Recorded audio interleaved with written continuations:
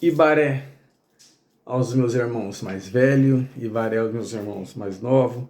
Mais uma vez, gratidão a todos vocês, que no dia de hoje o Orixá possa abençoar ricamente a vida de vocês, trazendo riquezas, riquezas de saúde, riqueza de prosperidade também, riqueza de amor, de alegria, tudo aquilo que vocês precisarem nessa vida, que o Orixá permita que venha na vida de vocês e que Deus possa iluminar cada um de vocês nesse momento.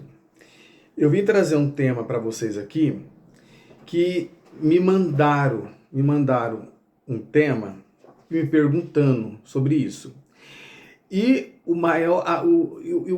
a coisa mais mágica, que ontem eu estava conversando com uma filha de santo,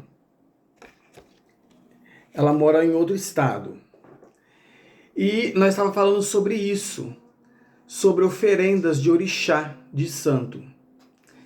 E a gente entrou nesse detalhe, e eu expliquei para ela o que aconteceu, e eu vou explicar para vocês o que aconteceu, para vocês verem como o negócio tem dois sentidos. Eu falei para ela assim, que eu tenho mais medo de vela branca do que vela preta e vermelha, porque a vela preta, ela transmuta energia negativa, a vela vermelha é realizações, a branca é para Egum, para espírito, para as almas. Então eu brinquei com ela, falei, minha filha, eu tenho mais medo de vela branca do que vela preta e vermelha. Quando eu vejo algum ebó, algum trabalho, algum lugar, tem muita vela branca, eu fico esperto. Então eu vou contar uma coisa que aconteceu comigo, um relato. Há um tempo atrás, eu tinha que fazer uma oferenda numa encruzilhada. E eu gosto de fazer uma oferenda encruzilhada em canavial. Porque no canavial não tem pessoas para atrapalhar, pessoas que passando, vendem aquilo, e a gente fica mais guarnecido e protegido. E chamei um filho de santo meu para ir comigo fazer essa oferenda na encruzilhada. Peguei uma pista, passando uma pista, tem uma, duas, três, quatro encruzilhadas, uma ligada com a outra. Tinha uma oferenda tão grande lá caiu, eu parei o carro, eu fui devagar, fui parando o carro para mim ver o que era. Tinha uma oferenda tão grande, mas tão grande e linda, mas tinha tudo que vocês imaginaram nessa oferenda tinha. E nisso foi se aproximando um homem. Aí eu pensei comigo, eu quero ver o que esse cara vai fazer, esse homem. Tava com uma roupa normal, calça, camiseta, um tênis, mas você via que era uma pessoa muito humilde mesmo. Eu falei, eu quero observar o que ele vai fazer nessa oferenda. E tinha muita coisa boa. E realmente era uma oferenda de candomblé. Porque tinha ecó, tinha icuru, tinha muita fruta, tinha o sacrifício lá e várias bebidas. Aí o meu filho de santo do meu lado do carro falou assim para mim, pai, esse cara tá morto. Ele vai me quebrar, ele vai mexer ali, ele vai se fuder. Eu falei, vamos ver o que ele vai fazer. Aí parei o carro do outro lado da rua, da pista, e fiquei parado com o pisca-alerta, olhando para ver o que ele ia fazer.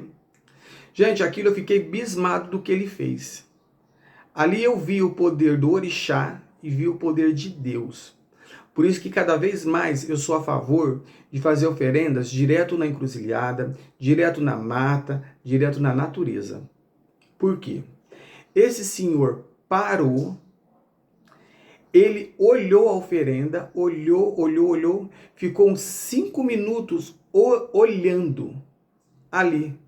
E uma oferenda muito linda, perto de um lixão. A encruzilhada estava aqui, andando mais um pouquinho, era um lixão imenso, um lixão mesmo, lixão. Sabe o que ele fez? Ele parou, ficou 5 minutos olhando aquilo, não sei o que ele estava fazendo, ele parou ali e ficou olhando. A gente marcou. Tá o meu filho que não deixa eu mentir isso. Ele pegou uma fruta da oferenda e comeu.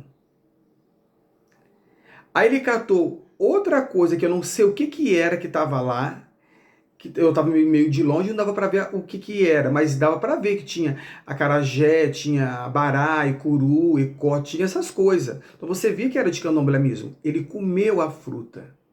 Ele catou uma maçã. Eu não vou esquecer disso. E comeu, mordeu. Aí ele catou outra coisa lá e comeu. Aí ele catou uma garrafa de uma bebida e bebeu. Ele bebeu, colocou a garrafa no lugar e continuou comendo. Meu filho de santo falou assim: pai, esse cara tá morto. Eu falei: pelo contrário, meu filho, ele não tá morto. Ali, você pode ter certeza que ele recebeu uma grande bênção.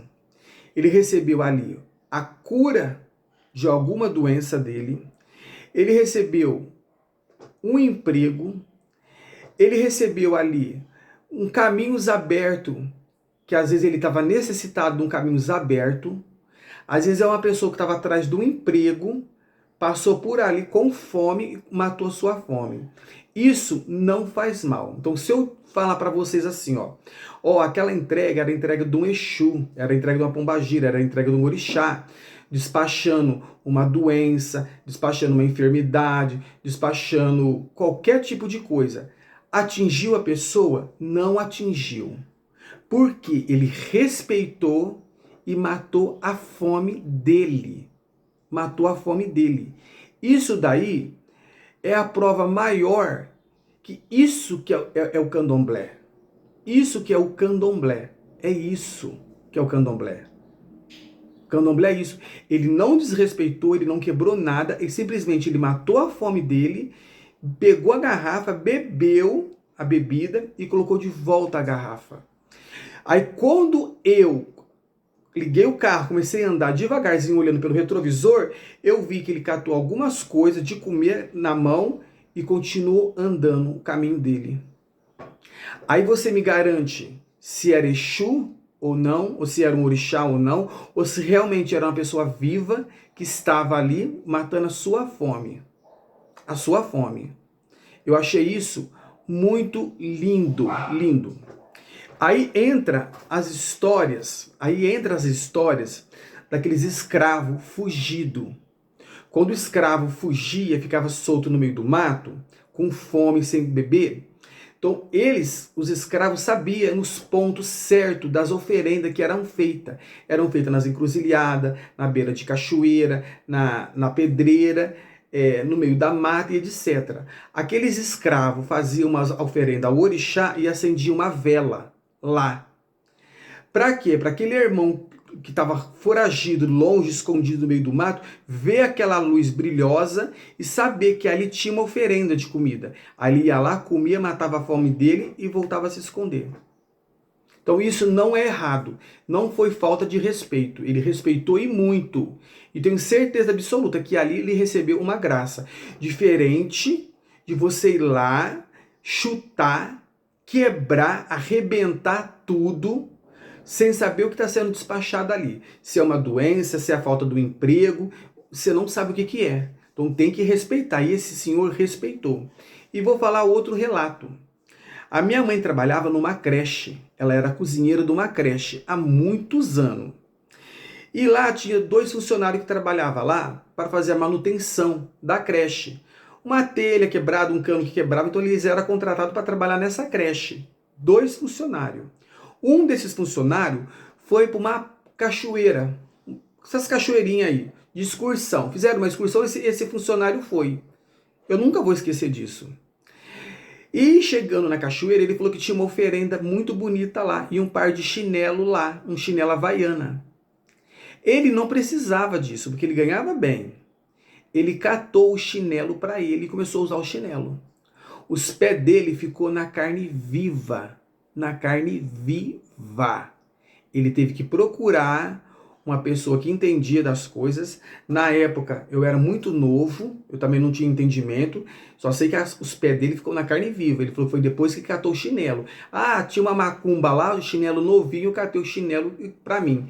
Quer dizer, você não sabe se naquele chinelo foi feito algum ato para despachar alguma doença que estava no pé da pessoa. Então, nesse ponto, eu critico. Você não deve pegar. Não deve pegar. Você passou perto de uma oferenda, pede licença, licença, licença. Se você não lembrar de falar agô, peça licença. Ó, dá licença, dá licença, não mexa. Diferente daquele senhor que matou a fome dele, Então isso é o orixá, isso é o candomblé. É isso que eu falo, que às vezes compensa você fazer uma oferenda bonita, bem feita, uma comida bem feita, bem limpinha, direto na natureza, do que você ficar colocando dentro de um quarto de santo para apodrecer, dar bicho e ir pro lixo depois aquilo lá. Isso daí eu achei estrondoso, maravilhoso. Isso daí tinha acontecido comigo já faz algum bom tempo. Aí a pessoa me relatou esse ato hoje e eu lembrei. E juntou que ontem eu estava conversando com uma filha de santo sobre isso. Sobre isso. E outra coisa que eu vou relatar também. Conheci uma pessoa, que essa pessoa morava no meio do mato, numa mata. Porque eu sempre andei muito na mata, atrás de folhas, atrás de fundamento, quando eu queria achar um lugar para me fazer uma oferenda, então eu sempre andei. Hoje eu não faço mais isso. Então eu andava muito no meio dos canavial, no meio das matas, muito. E no meio de uma mata eu achei uma casinha, um coberto. Aí eu cheguei lá perto e vi um monte de vela lá dentro, um monte de vela apagada lá dentro. Saí fora rapidinho de lá. Nesse caminho eu achei um cara, encontrei um rapaz. O rapaz falou, eu comentando, conversando com o rapaz falou que morava lá. Que ele, eu moro ali, tal, eu sou de outra cidade, não tenho onde morar, então eu resolvi ficar aqui. Eu falei, nossa, mas lá tá cheio de butuca de velas. Sabe o que ele falou pra mim? Ela falou que aquelas velas lá são minhas. Eu pego todos esses restos de vela das encruzilhadas e acendo à noite, para mim não ficar na escuridão e afastar bicho. Olha aí. Se tudo no candomblé tem resposta. Tudo que você tudo aquilo que você for procurar saber dentro do candomblé, existe respostas para tudo. Então nada é por acaso, nada. Então vocês que encontrar qualquer oferenda encruzilhada, seja na linha do trem, seja na mata, seja lá onde for, não chute, não quebre, não fale mal, respeita. Peça licença e atravessa, porque ali você não sabe o que está sendo, você não sabe o que está sendo despachado, e aquilo ali ainda pode servir para alguém que vai passar ali com fome, vai achar alguma coisa boa ainda e vai comer. Então você vai estar agradando a Deus duas vezes. Você vai estar agradando porque você respeitou a religião alheia e você ajudou aquela pessoa a comer aquilo, matar a fome.